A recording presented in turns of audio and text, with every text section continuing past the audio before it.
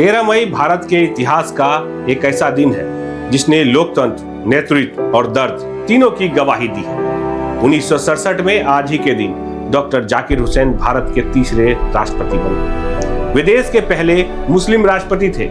एक महान शिक्षाविद के रूप में उन्होंने जामिया मिलिया इस्लामिया को नई पहचान दी थी। संस्थान आर्थिक संकट से गुजर रहा था, तब उन्होंने अपना वेतन 150 रुपए से घटाकर केवल 80 रुपए कर लिया।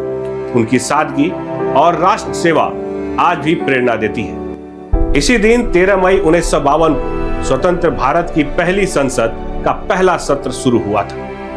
पहली बार आम चुनाव से चुने गए प्रतिनिधि संसद भवन पहुंचे। उस ऐतिहासिक अवसर पर पंडित जवाहरलाल नेहरू ने लोकतंत्र, संविधान और विकास के रास्ते पर आगे बढ़ने का संदेश दिया था।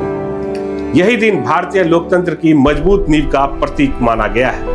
वहीं 13 मई 2008 को जयपुर में हुए सिलसिलेवार बम धमाकों ने पूरे देश को झकझोर दिया था।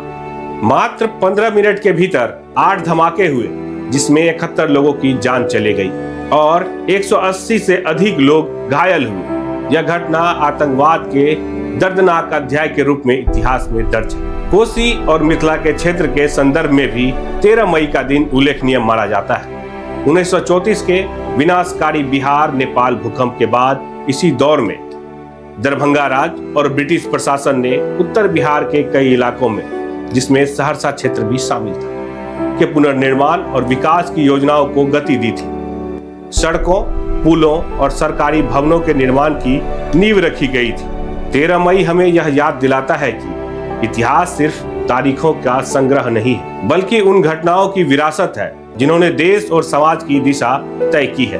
अगर 13 मई से जुड़ी आपके गांव, पंचायत, शहर या जिले की कोई खास घटना, ऐतिहासिक तथ्य या यादगार किस्सा हो तो हमें कमेंट बॉक्स में जरूर बताएं। आपकी जानकारी को हम अगले कार्यक्रम में शामिल करने की कोशिश करेंगे। फिलहाल के लिए इतना ही। आप देख रहे थे सहरसा नाउ।